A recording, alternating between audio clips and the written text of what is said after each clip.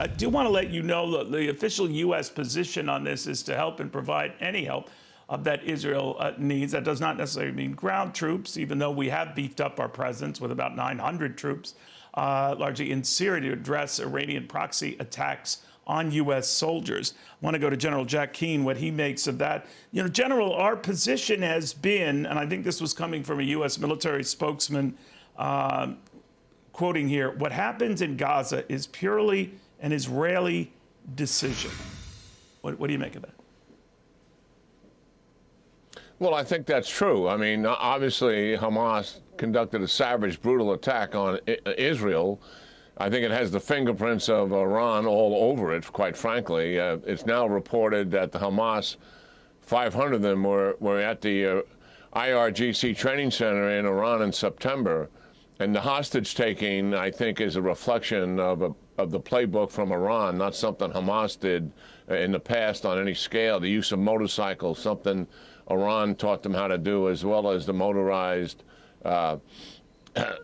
gliders that they were using, reflecting a certain amount of imagination. But this is certainly up to the Israelis what takes place in Gaza. But we got to recognize, and this is where I disagree with the administration, this is all about Iran's strategic objectives, Neil. They've announced these objectives since they took over Iran in the 1980s, and they're very upfront about it, and that is to dominate and control the Middle East and take control of the flow of the Persian Gulf oil. And then they further state that to accomplish those objectives, and this is something they say annually, to accomplish those objectives, we must do two things. Drive the United States military out of the region, thus the attacks that you just referenced, and destroy the state of Israel. And they have Hezbollah and Hamas and Houthis all involved in these activities. It's all related to the same strategic objectives. So to try to parse them and say what is happening at Gaza with Israel is one thing, but what is happening with Iran attacking U.S. facilities is quite something else. No, this is all part of their strategic objective. You know, General, we're told, I don't know where things stand at this very second, that internet service was cut off throughout the Gaza. Then there's this development concerning Elon Musk, which and I hope I'm getting this right, so I don't want to misrepresent it. He has said that his company would support connecting to internationally recognized aid organizations in Gaza, that he feels that it's crucial that access, the internet and communication there, to allow aid to come in and some to get out, to happen. But others have interpreted that as maybe spoiling or roiling the Israeli objective here to go in and attack.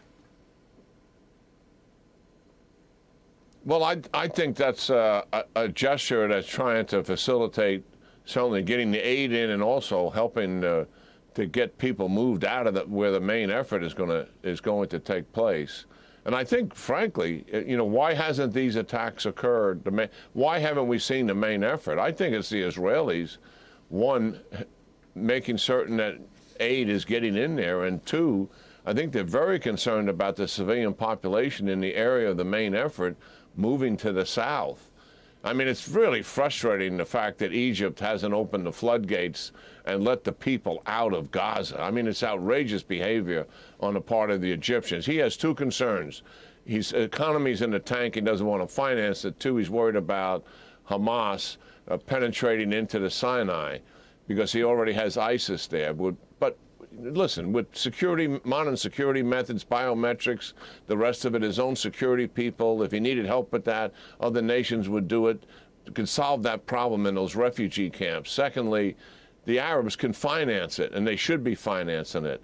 Get these people out of Gaza, and I hope the United States is pushing hard to do that. It's outrageous that hasn't happened by now. If Musk wants to help in providing some kind of internet connection so it would assist them, I think that's probably okay.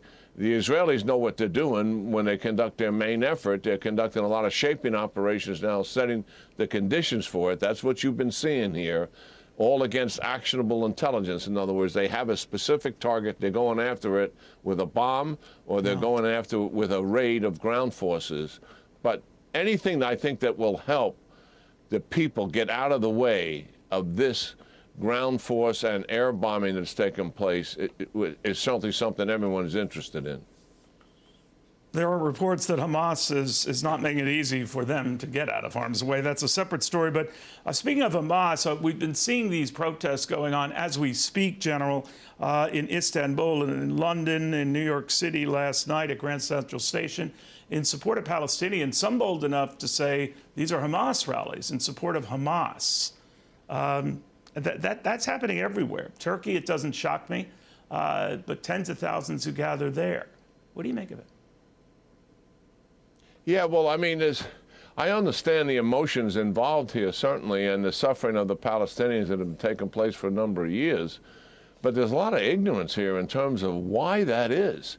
When you think about it, Neil, why are the Arab nations willing to normalize relations with Israel despite what is going on with the Palestinians? In other words, why are they going to set up their, and have done it, set up their embassies in Israel and have these kinds of relationships despite what's happening with the Palestinians? One, because they don't agree with Hamas.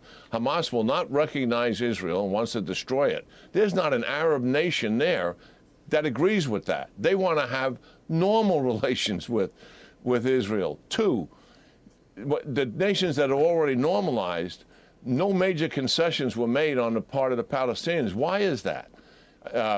The Arabs made the deal with the Israelis because they are fed up with the Palestinian leadership. I'm talking about the Fatah in the West Bank now.